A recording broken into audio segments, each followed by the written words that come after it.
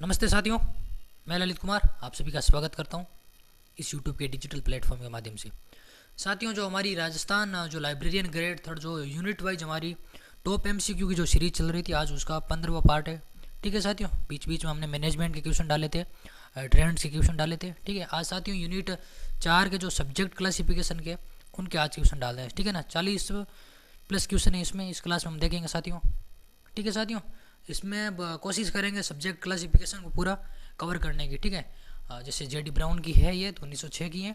इनमें कौन कौन सी बुक्स है इनकी, ठीक है, कौन कौन सी बुक रही इनकी, और बुक देखेंगे, और कौन कौन सी इनके क्या क्या विचारधारा रही है इनकी जेडी ब्राउन की। ठीक है ना, इनका पूरा नाम देखेंगे, इनके मेन वर्क देखेंगे, मुख्य क्लासेस देखेंगे। ठीक है साथियों, चलते हैं बिना देरी के इस क्लास को स्टार्ट करते हैं।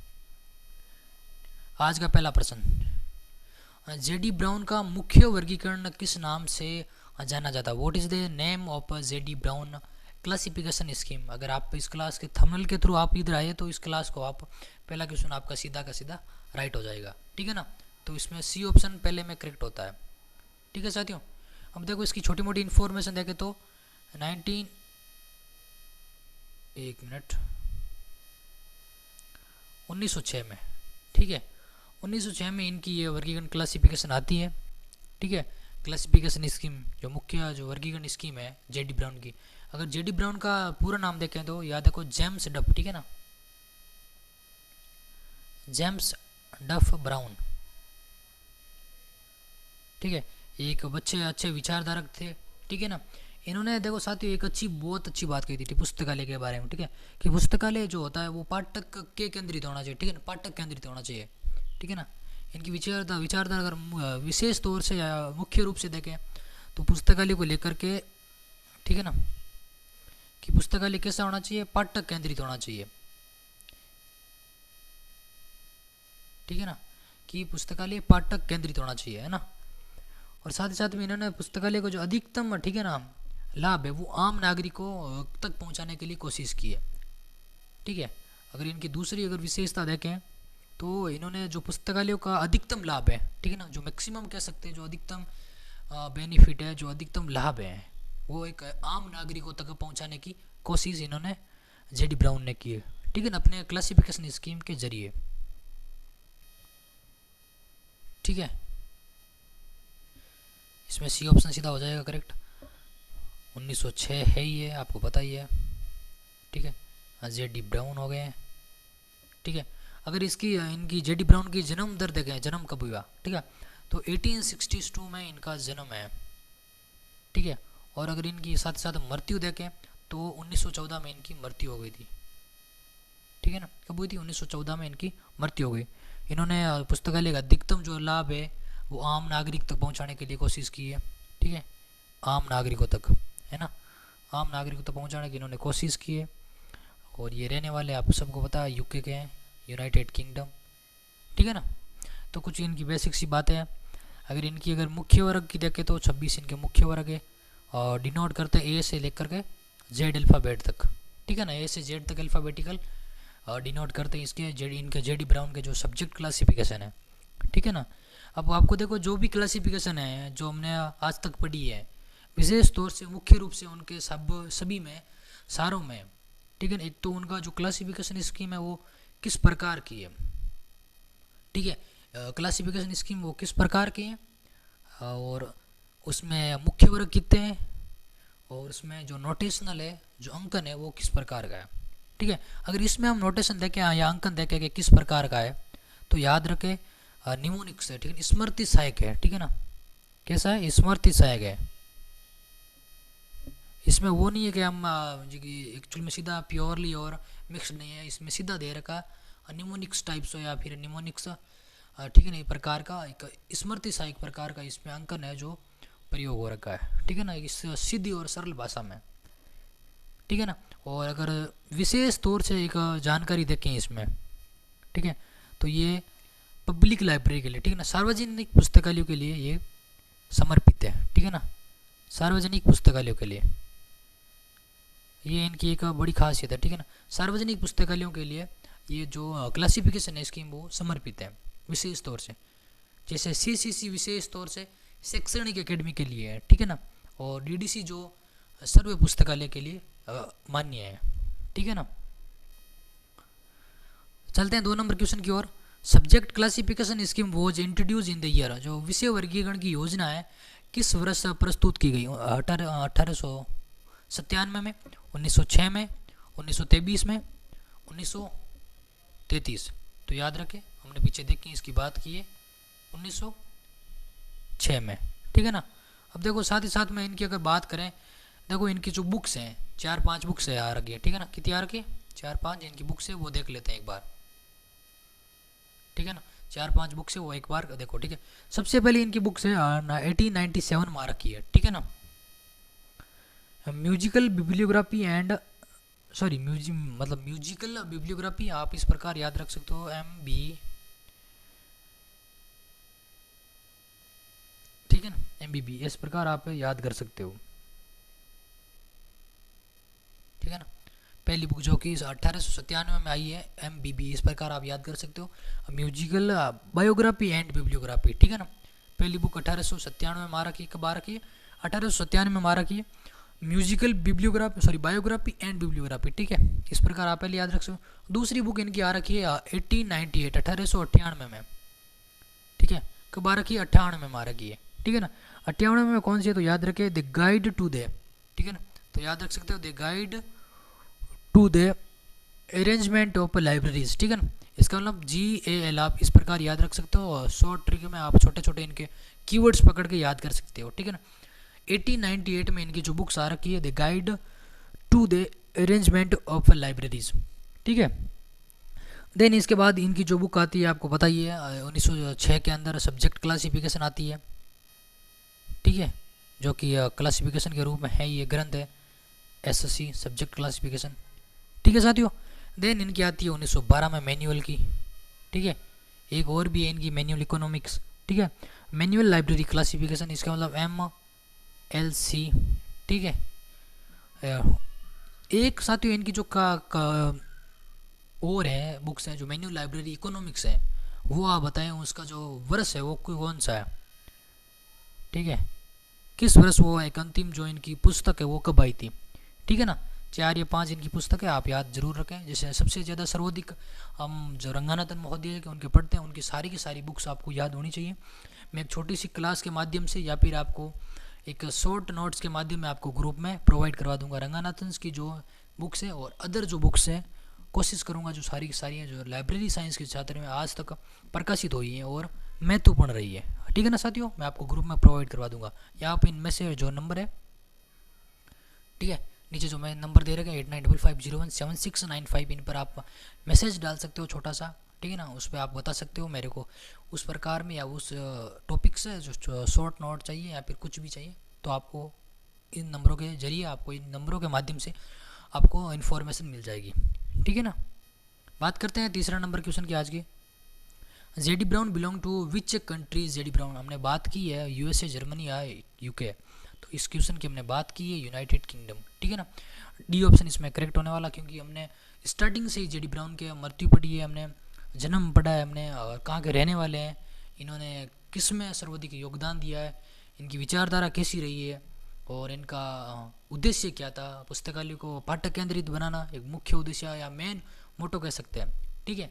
और साथ ही साथ में पुस्तकालय को जो अधिकतम लाभ है वो आम नागरिकों तक पहुंचाने के लिए इनका मुख्य रोल अदा कर सकते हैं, ठीक है ना, पुस्तकालय के क्षेत्र में।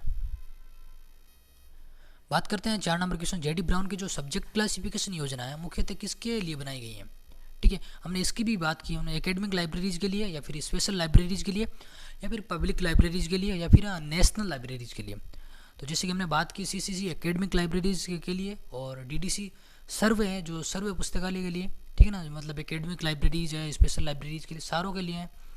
और जो विशेष तौर से अगर जेडी ब्राउन की जो जेम्स डप है, इनका पूरा नाम है, उनकी जो सब्जेक्ट क्लासिफिकेशन योजना है, अगर उनकी जो पुस्तक की अगर बात करें, जो पुस्तक जो स्कीम है वो किस पुस्तकालय या फिर कैसी लाइब्रेरीज के लिए ज़्यादा समर्पित है, तो याद रखना सार्वजनिक पुस्तकालयों के लिए ज़्यादा समर्पित है, मतलब कि पब्लिक लाइब्रेरीज के लिए, ठीक है ना।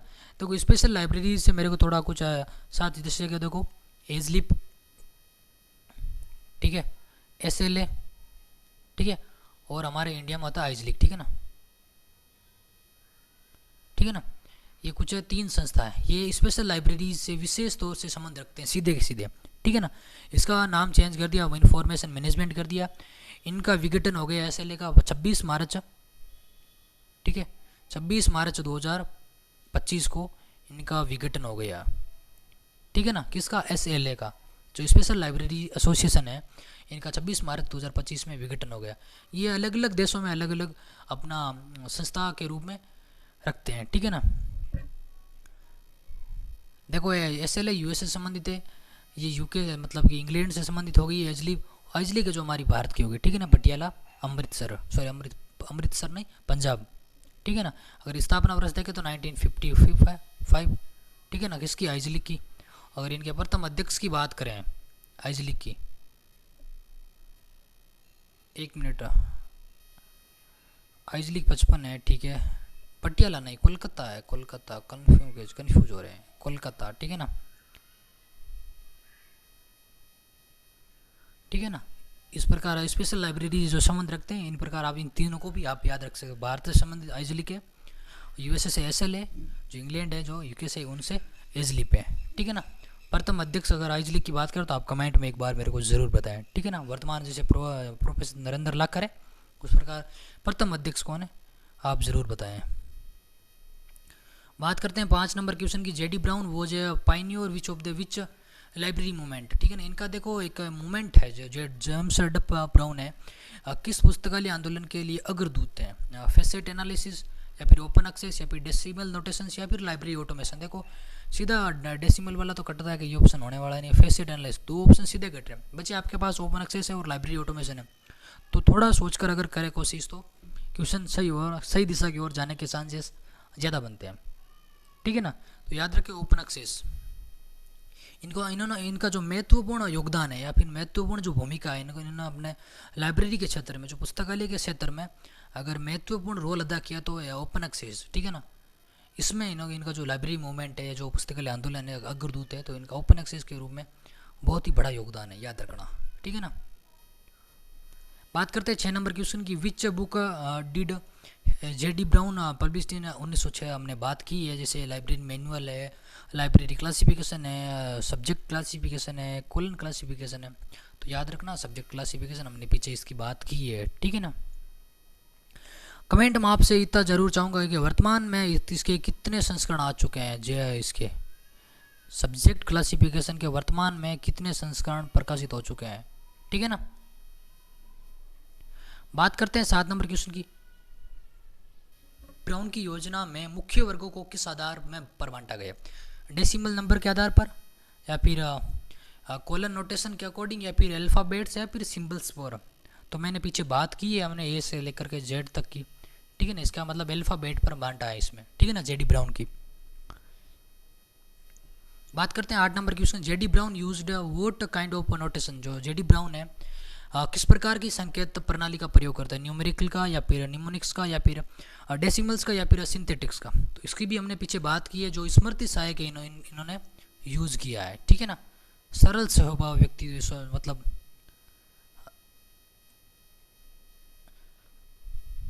स्मृति सहायक, ठीक है ना, मतलब सरल पद्धति का सरल स्वरूप कह सकते हैं, ठीक है ना। इसका मतलब B ऑप्शन इसमें करेक्ट हो जाएगा, निमोनिक्स। बात करते हैं 9 नंबर क्वेश्चन। JD ब्राउन की योजना में M किस विषय के लिए प्रयुक्त होता है, ठीक है ना। देखो एक यूनिट दे रखी पूरी सब्जेक्ट क्लासिफिकेशन, ठीक है ना। इसका मतलब आपको A से Z तक कोशिश करना है, जैसे आपको सबको याद रखना। इसमें भी वही है, सेम GPRS, ठीक है ना, PP, इस प्रकार से ट्रिक बनेगी। आप उस पर ट्रिक को एक बार देख लो, डेफिनेटली इनमें से आपका कोई क्वेश्चन सीधा गलत नहीं होने वाला है, जितना मुझे पता है, ठीक है ना। थोड़ा समय कम है, इसीलिए थोड़ी विस्तृत जानकारी कम दे पाऊँगा, कोशिश करेंगे जितना हो पाएगा दे पाएंगे, ठीक है ना। बात करते हैं जो M है किस विषय के लिए प्रयुक्त होता है? मैथमेटिक्स है, म्यूजिक है, मैनेजमेंट है, और मेडिसिन है। जैसे अपन CC में देखते हैं मेडिसिन L पर देखते हैं, ठीक है ना। इसी प्रकार M जो अल्फ़ाबेट्स है उस पर कौन सा सब्जेक्ट या फिर कौन सा विषय प्रयुक्त होता है? तो याद रखें म्यूजिक होता है, ठीक है ना, क्योंकि ये म्यूजिक की जो इनकी तो कि वो म्यूजिक को इनको मेन अगर देखें हैं, ठीक है ना, इन्होंने म्यूजिक को बहुत अच्छा योगदान या फिर महत्वपूर्ण भूमिका इनके साथ में भी रही है, क्योंकि जो इनकी सर्वप्रथम बुक्स हैं वो, ठीक है ना, 1897 की, वो म्यूजिकल बायोग्राफी एंड बिब्लियोग्राफी। इसका मतलब इन्होंने म्यूजिक में भी बहुत अच्छा इंटरेस्ट रहा इनका। बात करते हैं 10 नंबर क्वेश्चन की, subject classification scheme is mainly, जो विषय वर्गीकरण योजना मुख्यतः कैसी है, इन्फॉर्मेटिव है, फेसेटेड है, सिंथेटिक है, या फिर एनालिटिको सिंथेटिक। इसकी मैंने बात की नहीं शुरुआती दौर में, तो आप इसका सोच कर बताओ क्या हो सकता है। तो याद रखना ये भी परिगणनात्मक है, ठीक है ना। कैसी है, इन्फॉर्मेटिव है। वापस पूछ लिया, I notation in JD Brown in scheme stand for, जो आई संकेत है किस विषय को दर्शाता है, इन्फॉर्मेशन है, इंडिया, लिटरेचर है, लाइब्रेरी है। याद रखना जैसे लाइब्रेरी है जो एससी के अंदर वो जेड पर आता है सीधा ही सीधा, ठीक है। जैसे सीसी में हम 02 से दर्शाते हैं, उसी प्रकार इसमें लाइब्रेरी को जेड से दर्शाते हैं। आपसे आई को पूछा है, ठीक है ना। तो याद रखना आई पर होगा लिटरेचर, ठीक है ना। इसका मतलब सी ऑप्शन इसमें करेक्ट हो गया, ठीक है ना। 11 नंबर क्वेश्चन में। 12 नंबर क्वेश्चन की बात करते हैं। What is the primary aim of subject classification, जो सब्जेक्ट क्लासिफिकेशन का मुख्य उद्देश्य क्या है, प्रिजर्वेशन है, एक्सेस टू यूजर है, कैटलॉगिंग है, या फिर इक्विजिशन है।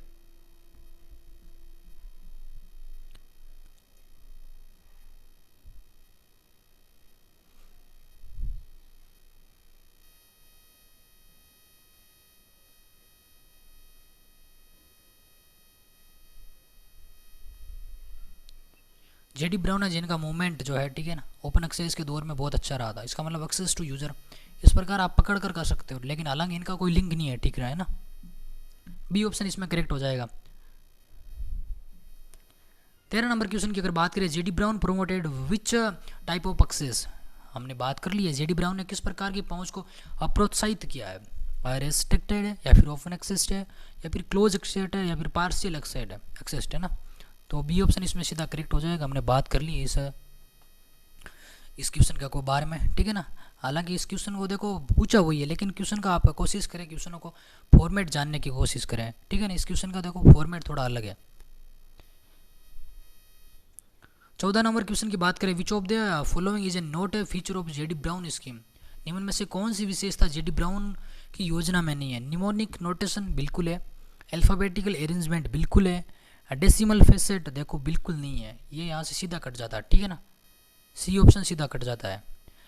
क्रॉस रेफरेंस बिल्कुल इनका क्रॉस रेफरेंस भी है, ठीक है ना। सी और सी ऑल्सो सबसे पहले अगर इन देखे तो इनका है, ठीक है ना। बात करते हैं 15 नंबर क्वेश्चन, देखो see also reference is a part of catalogue classification, या क्रॉस रेफरेंस, या फिर शेड्यूल। तो इसमें सी ऑप्शन सीधा हो जाएगा, क्रॉस रेफरेंस, ठीक है ना। जो सी ऑल्सो है निर्देश किसका हिस्सा है, सूचीकरण का है, वर्गीकरण का है, जो क्रॉस रेफरेंस ठीक है ना, निर्देशी प्रविष्टि का, या फिर शेड्यूल जो अनुसूचियाँ है। तो इसमें क्रॉस रेफरेंस हो जाएगा। बात करते हैं 16 नंबर क्वेश्चन की, जेडी ब्राउन की योजना किस प्रणाली की तुलना में सरल है। Brown scheme is simpler compared to colon classification, Bliss की जो है बीसी है, हेनरी ब्लिस की, या फिर सीसी एंड डीडीसी, या फिर एसीआर। देखो योजना पूछी फर्स्ट ऑफ तो, ठीक है ना। तो आपको एसीआर का सीधा कट हो रहा है। अब देखो सीसी और डीडीसी दे रखा है, यहाँ सीसी दे रखा है, यहाँ ब्लिस दे रखा है, डीडीसी दे दिया मतलब इसका भी ये होगा नहीं, ठीक है ना। ब्लिस ये भी नहीं है, बसता कौन सीसी है, ठीक है ना। रीज़न किया कि मिक्स नोटेशन है,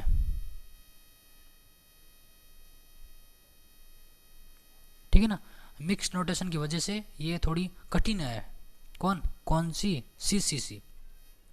बात करते हैं 17 number, which notation type was emphasised by JD Brown, JD Brown ने किस प्रकार की नोटेशन को प्राथमिकता दी है।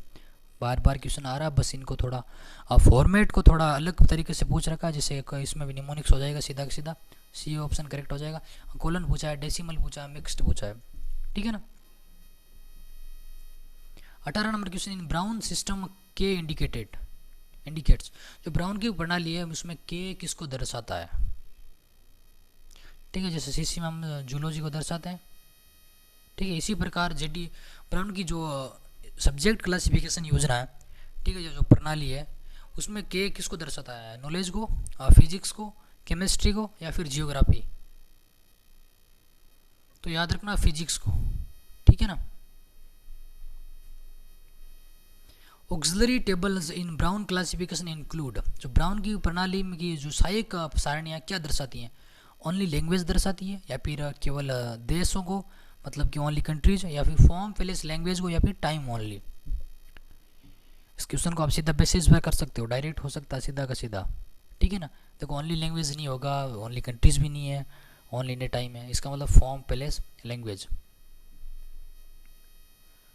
20 नंबर क्वेश्चन की अगर बात करें, जेडी ब्राउन की कौन सी योजना या फिर जेडी ब्राउन की योजना में क्रॉस रेफरेंस सिस्टम का मुख्य उद्देश्य क्या, what is the main function of a cross reference system, provide access to catalogue या शो रिलेटेड सब्जेक्ट्स या क्रिएट शेड्यूल्स या फिर रिकॉर्ड क्लासिफिकेशन नंबर।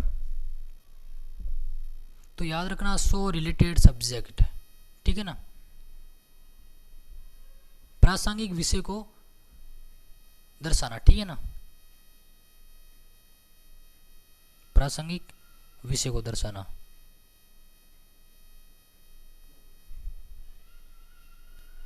बात करते हैं 21 number, JD brown classification is best suit for, ठीक है।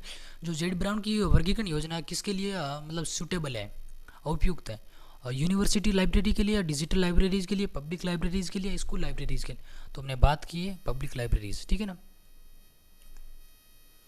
जेडी ब्राउन की योजना में मुख्य वर्गों की संख्या कितनी है,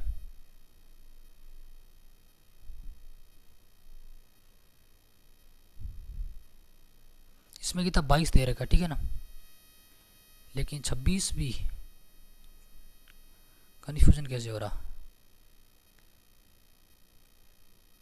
सभी साथी से अगर आप देख रहे हो तो अगर आपको पता है जो सब्जेक्ट क्लासिफिकेशन में मुख्य वर्ग कितने हैं, मेन क्लास कितने हैं, ठीक है, एक बार कमेंट में ज़रूर बताएं मेरे को, थोड़ा कन्फ्यूजन हो रहा है इधर 24-26 में।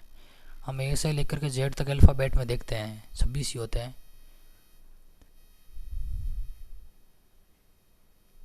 24 होना चाहिए मुझे जितना लगता है।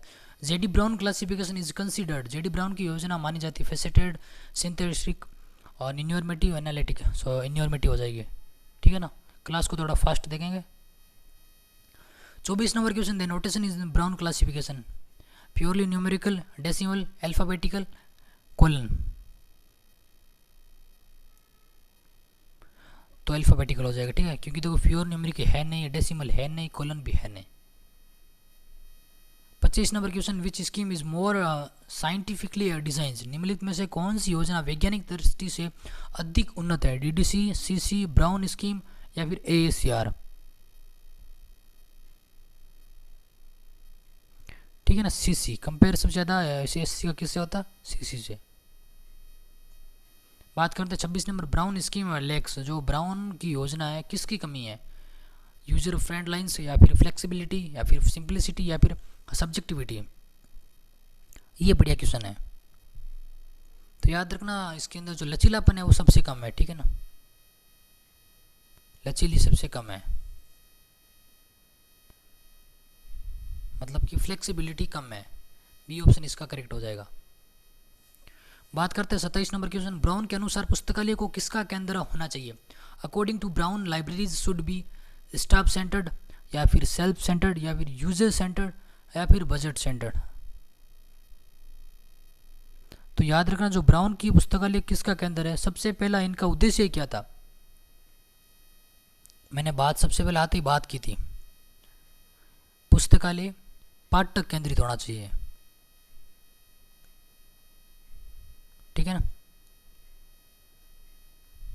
मतलब कि यूजर ओरिएंटेड होना चाहिए,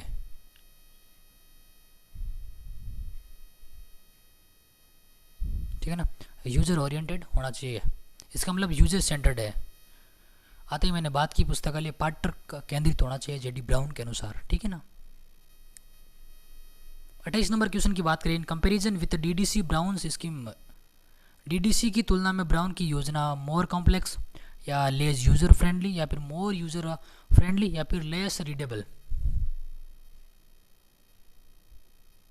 तो याद रखना मोर यूज़र फ्रेंडली है, ठीक है ना, क्योंकि इसमें सबसे ज़्यादा केंद्र या फिर ध्यान या फिर ओरिएंटेड या सेंटर्ड किसको माना जाता है? पाठक को, जेडी ब्राउन के अनुसार। बात करते हैं 29। ब्राउन की योजना में ओ किस विषय को दर्शाता है? In Brown scheme O stand for, ठीक है। ऑप्शन आपके सामने है, ओशियनोग्राफी है, ऑर्थोग्राफी है, यूजफुल आर्ट्स है, ऑक्यूपेशनल स्टडीज़ है। तो याद रखना यूजफुल आर्ट्स, ठीक है ना, बी ऑप्शन इसमें करेक्ट है। बात करते हैं 30 नंबर क्वेश्चन। ब्राउन्स इसके subject classification focus more on, जो ब्राउन की योजना है किस पर अधिक केंद्रित है? बात हमने कर रखी है, फॉर्म ऑफ बुक्स है, यूजर थिंकिंग प्रोसेस है, या फिर एकेडमिक रिसर्च है, या फिर एक्सेसनिंग है। तो यूजर, ठीक है ना, यूजर का आता है, आप उस पर चिपका दो ब्राउन से संबंधित कुछ भी हो तो। 31 नंबर क्वेश्चन की बात करें, subject classification bye JD brown does not use, जो जेडी ब्राउन की योजना है निम्न में से क्या प्रयोग नहीं होता? Schedule, facet, tables, index. तो याद रखना इसके अंदर फैसेट्स नहीं है, ठीक है ना। 32 number question, which of the following best describe brown scheme, जो निम्न में से कौन सा कथन ब्राउन की योजना को दर्शाता है? डेप्थ क्लासिफिकेशन, या फिर एनालिटिकल क्लासिफिकेशन, या फिर रीडर फ्रेंडली क्लासिफिकेशन, या फिर हायरार्किकल क्लासिफिकेशन। उस टाइम मैंने पढ़ा यूजर मोर यूजर फ्रेंडली है, ठीक है ना।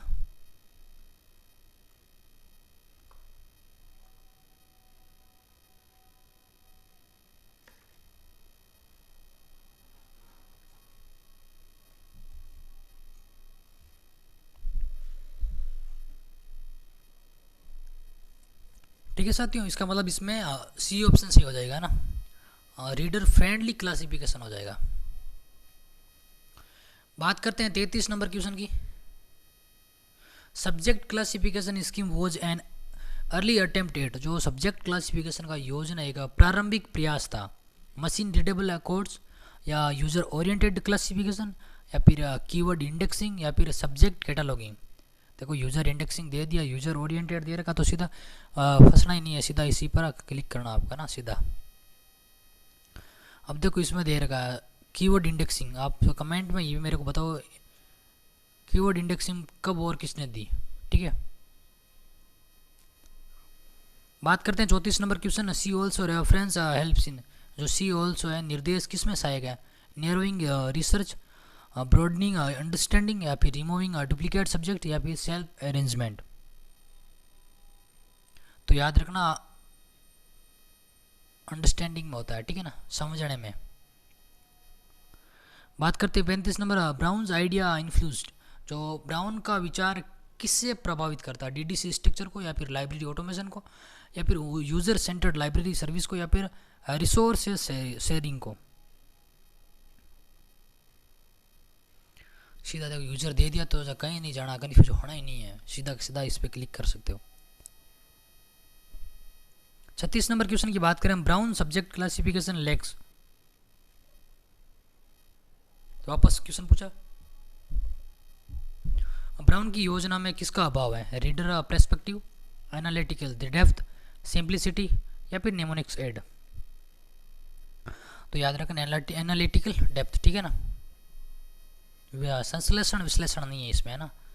Which subject received special treatment in brown schemes, brown की योजना में किस विषय को विशेष ध्यान दिया जाता है? साइंस है, हिस्ट्री है, म्यूजिक है, लॉ है। अगर आपको थोड़ा सोच के देखो तो आप सीधा कर सकते हो, ठीक है। ब्राउन जेडी ब्राउन साहब को, ठीक है, सबसे ज़्यादा अगर रुचि थी तो किस में थी? म्यूजिक में, ठीक है। इसका मतलब म्यूजिक हो जाएगा सीधा सीधा। किस योजना में विशेष स्थान दिया तो म्यूजिक को, ठीक है ना। सबसे पहली इनकी बुक्स 1897 में म्यूजिकल बायोग्राफी एंड बिब्लियोग्राफी, ठीक है ना, MBB, आप इस प्रकार याद रख सकते हो। बात करते हैं 38 नंबर क्वेश्चन की, Brown classification used interrogative sign symbol for, ठीक है, जो ब्राउन ने है, ठीक है ना, जो प्रश्नवाचक चिन्ह किसके लिए यूज़ किया, अननोन सब्जेक्ट के लिए, या फिर डाउटफुल क्लासिफिकेशन के लिए, या फिर मिसिंग एंट्री के लिए, या फिर एनवायरमेंट्स ऑथर के लिए। तो याद रखना डाउटफुल क्लासिफिकेशन के लिए, ठीक है ना, बी ऑप्शन इसमें करेक्ट है। 39 नंबर क्वेश्चन की बात करते हैं। Classification I7.4.2 would indicate a mathematical theorem, या फिर ए लिटरेरी पीरियड, या ए केमिकल एलिमेंट, या फिर ए बायोलॉजिकल स्पेस। ठीक है, इस प्रकार का, हालांकि इस इतना डेप्थ क्वेश्चन आपको नहीं पूछेगा, मुझे जितना आइडिया है, पर अगर फिर भी पूछ ले तो वो आपका दुर्भाग्य कह सकें।